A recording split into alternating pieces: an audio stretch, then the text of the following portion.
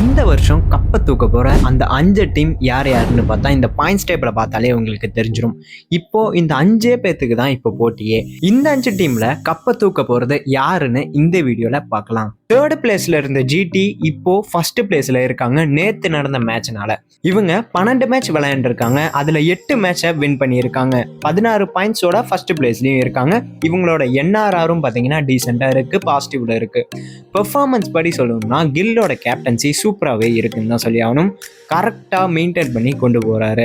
நேற்று எஸ்ஆர்ஹெச்சோட நடந்த மேட்ச்சில் பார்த்தீங்கன்னா எஸ்ஆர்ஹெச்சை வெறும் 82 ரன்லேயே மொத்தமாக ஆல் அவுட் ஆக்குனது பெரிய விஷயம் தான் சொல்லி ஆகணும் நேற்று. பட் இருந்தாலும் எஸ்ஆர்ஹெச் சூப்பராகவே விளையாண்டுருந்தாங்க. இருந்தாலும் அவங்களுக்கு லக் இல்லைன்னு தான் சொல்லி ஆகணும். ஜிடியை பொறுத்த அளவுக்கு ஷாய் சுதர்சன் இருக்காரு பார்த்தீங்களா, அவரை பற்றி பேசியே ஆகணும். 501 ரன்ஸ் அடிச்சு ஆரஞ்சு கேப் ரைஸில் பார்த்தீங்கன்னா 2nd பிளேஸ்ல இருக்காரு. கில்லோட சேர்ந்து 6 டைம் செஞ்சுரி அடிச்சிருக்காரு ஓப்பனிங்ல. இது ஒரு ரெக்கார்ட் பிரேக்கிங் விஷயம் தான். அடுத்ததா சுப்மன் கில் கேப்டன்சி பொறுத்த அளவுக்கு இவர் சூப்பராகவே பண்றாரு, நல்லா கிளாஸாவே இருக்குன்னு தான் சொல்லி ஆகணும். 467 ரன்ஸ் அடிச்சிருக்காரு இந்த சீசன்ல. அதுக்கப்புறம் பவுலிங் பொறுத்த அளவுக்கு நம்ம சும்மாவே சொல்லக்கூடாது. ரபடா, முகமது சிராஜ், அதுக்கப்புறமா ரஷீத் கான். ரபடாவும் முகமது சிராஜும் பார்த்தீங்கன்னா பவர் பிளேலேயே நிறைய விக்கெட் எடுத்து இல்லைன்னா ரன்ஸ் எடுக்க முடியாத அளவுக்கு பண்ணி மேட்சை பார்த்தீங்கன்னா ஒரு இன்ட்ரெஸ்டிங்காக கொண்டு போவாங்க. இவங்க 2 பேராரையும் முடியலன்னா ரஷீத் கான் எப்படியாச்சும் சூப்பராக பவுலிங் போட்டு ஆப்பனண்ட்டை ஃபுல்லாகவே நாக் பண்ணிடுவார். அடுத்தது 2nd பிளேஸில் இருக்கிறது நம்ம ராயல் சேலஞ்சர்ஸ் பெங்களூர். போன வருஷம் கப் வின் பண்ணாங்க. இந்த வருஷமும் அதே மாதிரி வின் பண்ணுவாங்களா அப்படின்றது நிறைய பேரால் எதிர்பார்க்கப்பட்டு இருக்கு. முக்கியமாக ஆர்சிபி ஃபேன்ஸ் ரொம்பவே ஈகராக வெயிட் பண்ணிட்டு இருக்காங்க. இவங்களுக்கும் பார்த்தீங்கன்னா 11 மேட்சஸ் நடந்திருக்கு. அதில் 7 மேட்சஸ் வின் ஆயிருக்காங்க. 14 பாயிண்ட்ஸோட 2nd பிளேஸ்ல இருக்காங்க. இவங்க என்ஆர்ஆர் பொறுத்த அளவுக்கு பெஸ்டா இருக்குன்னு தான் சொல்லி ஆகணும். 1.103 அப்படின்ற பாயிண்ட்ஸ்ல இருக்கு. இது ரொம்பவே ஹெல்ப்ஃபுல்லா இருக்கும் அவங்க இன்னும் மேல போக. ஸோ இவங்க பார்த்தீங்கன்னா 2nd பிளேஸ்ல இருக்காங்க. இவங்களோட கீ பிளேயர்ஸ் பத்தி பேசுறதுன்னா முக்கியமா Bhuvanesh Kumar, purple cap holder. இவர் தான் 21 விக்கெட் எடுத்திருக்காரு இந்த சீசன்ல. அவரால் முடிஞ்ச பெர்ஃபார்மன்ஸை அவர் எல்லா மேட்ச்லயும் கொடுத்துட்டு இருக்காரு. எல்லா மேட்சஸ்லயும் ரொம்பவே எனர்ஜெட்டிக்கா தான் விளையாடுறாங்க. ஐ திங்க் இந்த வருஷம் இவங்க கப் அடிக்க நிறையவே வாய்ப்பு இருக்கு. ஆனா அதை அவங்க கரெக்டா பயன்படுத்திக்கிட்டாங்க. கன்ஃபார்மா இந்த வருஷமும் அவங்களுக்கு தான் கப்பு. அவங்களோட பேட்டிங் ஃபார்மே ரொம்பவே சூப்பரா இருக்கு. மெயினா விராட் கோலி ஃபார்ம்ல இருந்தாருன்னா 30 பால் தாண்டிட்டாருனாலே அவர் மேட்சை ஃபுல்லாவே வின் பண்ண மாதிரி தான் நம்ம எல்லாரும் நினைச்சுக்கிறோம்.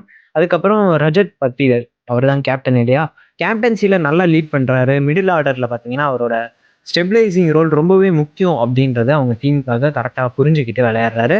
அப்புறம் ஃபில் சால்ட், அவரும் பார்த்தீங்கன்னா ஸ்டார்டிங்ல நல்லா ஸ்டார்ட் கொடுத்துட்றாரு. 222 ரன்ஸ் அடிச்சிருக்காரு இந்த சீசன்ல. ஆனால் இப்போ ஃபிங்கர் இன்ஜுரினால யூகே போயிட்டாரு. இது ஆர்சிபிக்கு ஒரு செட் பேக்னு தான் சொல்லி ஆகணும். இருந்தாலும் டிம் டேவிட் இருக்காங்க, ஜிதேஷ் சர்மா இருக்காங்க. ஃபினிஷிங்ல டிம் டேவிட்டை பற்றி நான் சொல்லவே தேவையில்ல. ஜிதேஷ் சர்மாவும் சூப்பராக ஃபார்மாக விளையாடுவார். 3rd பிளேஸ்ல இருக்கிறது வேற யாரும் இல்லை, நம்ம எஸ்ஆர்ஹெச் டீம் தான். இவங்க ஃபர்ஸ்ட் வந்தாங்க, திடீர்னு அப்படியே பார்த்தீங்கன்னா ஆர்சிபி ஒரு மேட்ச் ஜெயிக்க, குஜராத் ஜெயிக்க, அப்படியே கீழே வந்துட்டாங்க. இருந்தாலும் பார்த்தீங்கன்னா இவங்களும் சூப்பராக விளையாண்டுருக்காங்க. இவங்க பவுலிங் தான் எனக்கு ரொம்பவே பிடிச்சிருக்கு அப்படின்றத சொல்லி அவங்க ரொம்ப ஸ்ட்ரிக்டாகவே போட்டாங்க. நேற்று மேட்ச்லையும் பார்த்தீங்கன்னா ஜிடி கூட சூப்பராக பவுலிங் போட்டாங்க. பட் என்ன இருந்தாலும் இவங்களால அந்த மேட்ச் ஜெயிக்க முடியல. இருந்திருந்தாங்கன்னா ஜிடி இன்னும் பின்தங்கி இருப்பாங்க. இவங்களுக்கு 12 மேட்சஸ் நடந்திருக்கு. அதில் 7 மேட்சஸ் வின் ஆயிருக்காங்க. 14 பாயிண்ட்ஸோட இருக்காங்க.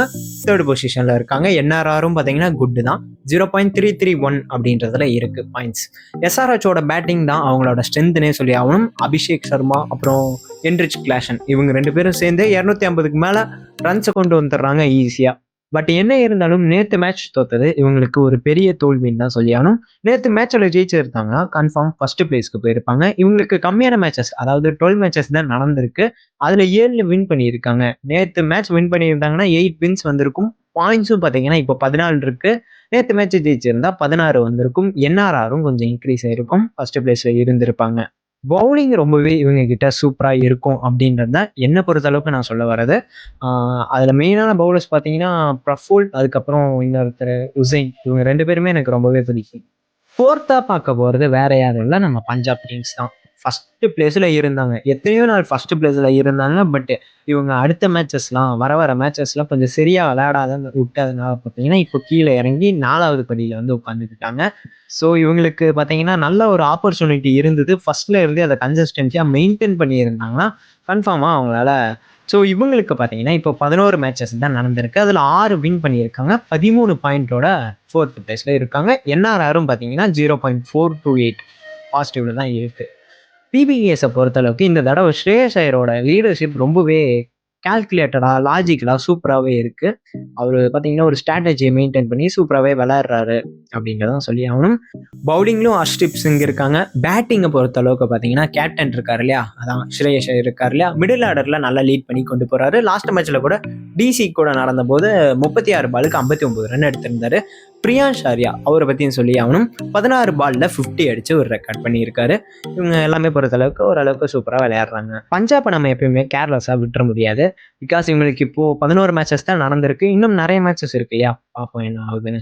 5th பிளேஸில் நம்ம சென்னை சூப்பர் கிங்ஸ் இருக்காங்க, நம்ம சிஎஸ்கே. பட் என்ன இருந்தாலும் இவங்க கிட்ட இருக்க மெயினான ஒரு மைனஸே என்னன்னு பார்த்தீங்கன்னா, நல்லா விளையாடக்கூடிய மேட்சஸில் சில நாள் நல்லா விளையாடுவாங்க. பட் சில டைம் ஃப்ளாப் பண்ணிடுவாங்க. சுமாராக விளையாட வேண்டிய மேட்சஸ்லேயே பார்த்தீங்கன்னா ரொம்ப சூப்பராக விளையாடுவாங்க. இதை பற்றி தான் எங்களுக்கு மெயினாக சொல்லி ஆகணும். பட் என்ன இருந்தாலும் சிஎஸ்கே சூப்பராக தான் விளையாண்டுருக்காங்க. 11 மேட்சஸ் நடந்திருக்கு. 6 மேட்சஸ் வின் பண்ணியிருக்காங்க. 12 பாயிண்டோட 5th பிளேஸில் இருக்காங்க. என்ஆர்ஆரும் 0.185ல இருக்குது. இவங்க பார்த்தீங்கன்னா பிளே ஆஃப் போக வாய்ப்பு இருக்குது, கன்ஃபார்மாக வாய்ப்பு இருக்குது. வரக்கூடிய மேட்சஸில் இன்னும் கூட ஜெயிக்கலாம் இவங்க. சிஎஸ்கேக்கு இப்போ ஒவ்வொரு மேட்சும் ரொம்பவே டூ ஆர் டை அப்படின்ற மாதிரி தான் போயிட்டுருக்கு. ராஜஸ்தான் ராயல்ஸ் கூட சேம் பாயிண்ட்ஸில் தான் இருக்காங்க. அவங்க 6th பிளேஸில் இருக்காங்க. அவங்களும் எப்படியோ இருந்த டீம், பட் இப்போது 6வது பிளேஸ்க்கு தள்ளப்பட்டாங்க. அந்தளவுக்கு நிலைமை இருக்குது. ஸோ அவங்க ரெண்டு சிஎஸ்கேவும் ராஜஸ்தான் ராயல்ஸும் பார்த்தீங்கன்னா ஒரே பாயிண்ட்ஸை மெயின்டைன் பண்ணியிருக்காங்க. பட் என்ஆர்ஆரில் சிஎஸ்கே தான் மேலே இருக்காங்க. இவங்க வரக்கூடிய மேட்சஸ் இன்னுமே குட் பெர்ஃபார்மன்ஸ் கொடுத்தாங்கன்னா சூப்பராக பாயிண்ட்ஸ் டேபிளில் முன்னாடி வந்துடலாம். சிஎஸ்கே டீமை நம்புறதுக்கு முக்கியமான காரணம் அந்த டீமில் இருக்க ஒவ்வொரு பிளேயரும் தான். முக்கியமாக எனக்கு பிடிச்சது சஞ்சு சாம்சன். போன முறை ஆர்ஆர் கேப்டனாக இருந்து இப்போது ஒரு சிஎஸ்கே பிளேயராக இருக்கார். பட் அவருக்கும் நிறைய ஆப்பர்ச்சுனிட்டி கொடுத்து தோனி அளவுக்கு பண்ணியிருக்காங்க. அதாவது விக்கெட் கீப்பிங்கில் மற்றதைன்னு சொல்கிறேன். ஓரளவுக்கு சூப்பராக விளையாடுறாரு. வைஸ் கேப்டனும் இவர் தான், நல்லாவே விளையாடுறாரு. அது மட்டும் இல்லாமல் பவுலிங்கும் சும்மா சொல்லக்கூடாது. நூர் அகமத் இருக்காரு, ஹசைன் இருக்காரு. இந்த மாதிரி நிறைய பவுலர்ஸும் சூப்பராகவே போடுறாங்க. இவங்க கரெக்டாக லீட் பண்ணி கொண்டு போனாங்கன்னா கப்பு இவங்களால சூப்பராக அடிச்சே தூக்கிடலாம் இந்த வருஷம்.